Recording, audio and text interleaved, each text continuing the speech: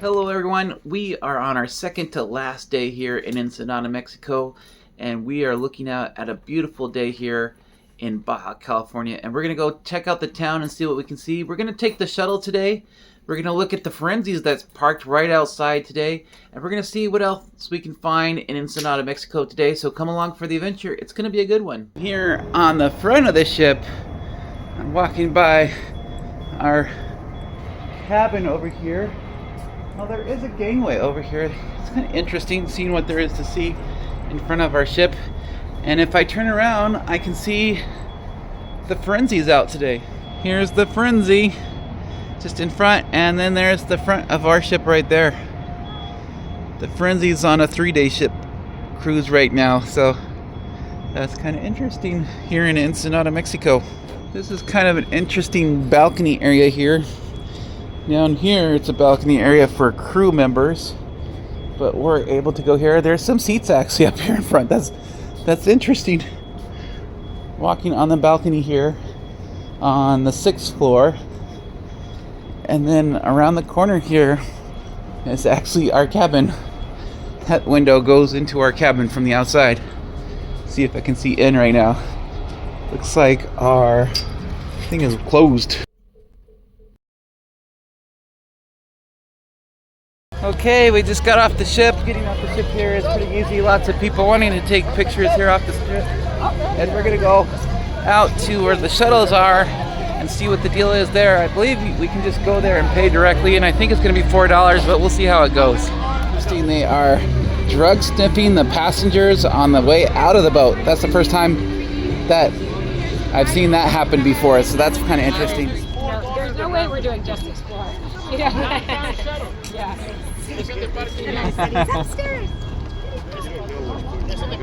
Yeah. Yeah. We went ahead and we got the shuttle for $4. So the guy says that we're going to be on First Street on Lopez Mateo, so that's where we're going to go. Said it's only a block away from the fish market, so that's going to be pretty good. I noticed along the way they kind of take a longer route than necessary. My guess is they do that so they have plenty of time to tell you about their discounted tours, which are cheaper than the official tours, but they don't have the same guarantee that you'll get back on time. It was all good though, because this was a way that you get a little mini tour along the way.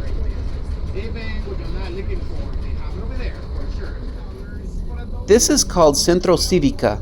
The Civics building was built in 1928. The locals will tell you that the margarita was born in this building, but the truth is there's lots of Mexican cities who claim to have that drink. Nevertheless, the building is interesting, and it's kind of a mini museum. The shuttle left us off over here by the gas station, and now we're on Lopez Mateo, which is the main drive here. We're walking across the street, and we're going to go up to Miramar. Over here, which Miramar, we'll go to see some shopping areas, and then we will go over to Calle Principal, which is the main street here at the black market known as Mercado Negro, and we're having some fish tacos, and I ordered myself a shrimp cocktail with clams inside, so it's gonna look pretty good. You can't get it this fresh is the problem. Mm-hmm. Everybody else uses like pre-breaded patties, you know, Yeah. The reason why the fish tacos in the Mercado Negro are so good is because the fish is literally dropped off fresh next door. If the fish was any fresher, it would still be flopping around.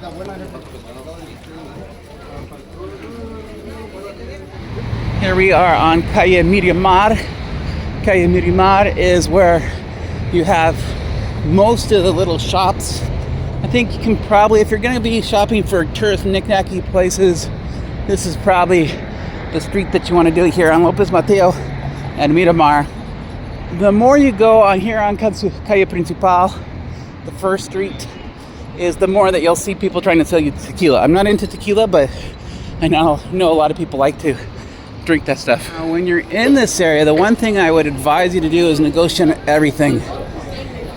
I can guarantee you that the prices, no matter what, are 50% more than what they should be, and you should probably negotiate based on that. Try to start at least 50% off.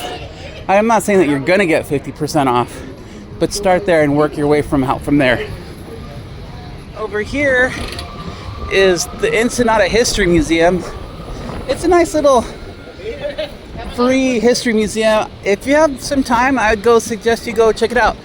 It was a prison until the 1970s, and then it turned into, well, it started out as a fort, and then it went from being a fort to a prison, and now it's a free history inside the museum. And the first thing that we're going to see is some mammoth bones. Mammoth bones are plentiful here in Ensenada. That was the first inhabitants of this area, was the mighty mammoth, and there are several examples of mammoth bones in this area here in Ensenada. After the natives were here in California, the Jesuit priests arrived in the 1600s, and they're the ones that really colonized and started the mission system here in Baja California.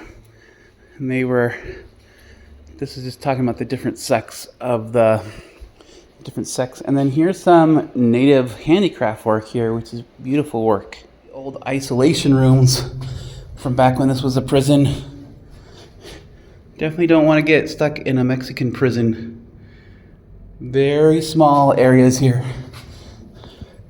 Totally dark. Let's see. It's an interesting museum. Enjoyed that a lot. There is culture out here. You just got to know where to find your culture and history. So I would encourage you, if you're out in Ensenada, take a step outside and look at some culture here. We're now here in Plaza Civica de la Patria. Plaza Civica de la Patria is dedicated to the heroic founders of Mexico. Well, some of the founders. You have Carranza over there, the statue of Carranza on the right, one of the first, well, he is the first president of Mexico, of the Republic.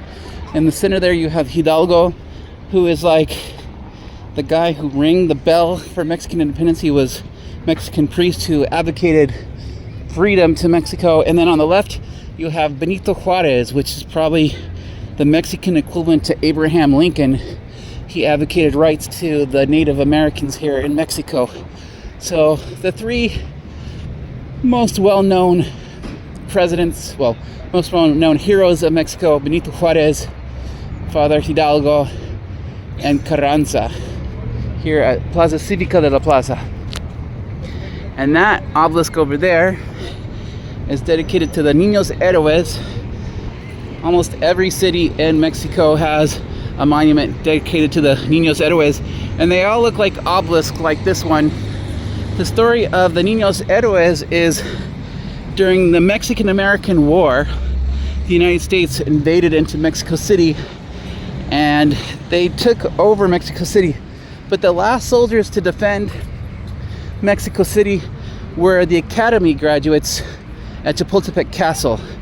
And so this monument here is dedicated to, basically, they were children. They were all under age 20, and they fought as the last soldiers to fight in the Mexican-American War before Mexico surrendered.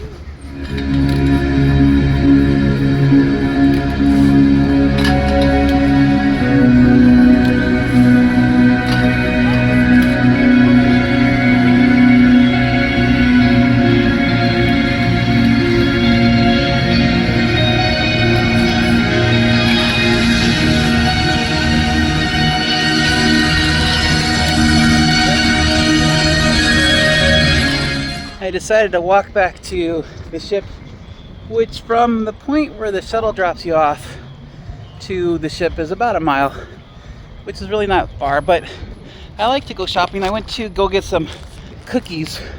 There's a little cookies called triqui-traques that I really like, and I like them better here in Mexico than I do in the United States, so I got them here. And then I'll turn around the camera, and as you can see from the camera, it's from the cruise ship to the first block is about a half a mile. So the tourist zone of Ensenada is not that big. It's only about a mile wide. Now the city of Ensenada is huge. It goes several kilometers, but the tourist zone of Ensenada, Mexico is only about 1 mile wide. So if you can walk about a mile, you can walk it. If you don't want to walk it, you can just take the shuttle for $4. It's all the same. So hope you enjoyed this little walk in Ensenada, Mexico. If you did, like this video and continue on the journey, and we'll learn more about cruise ships and all things travel here on the Pedroza Travel Channel. Thank you for watching.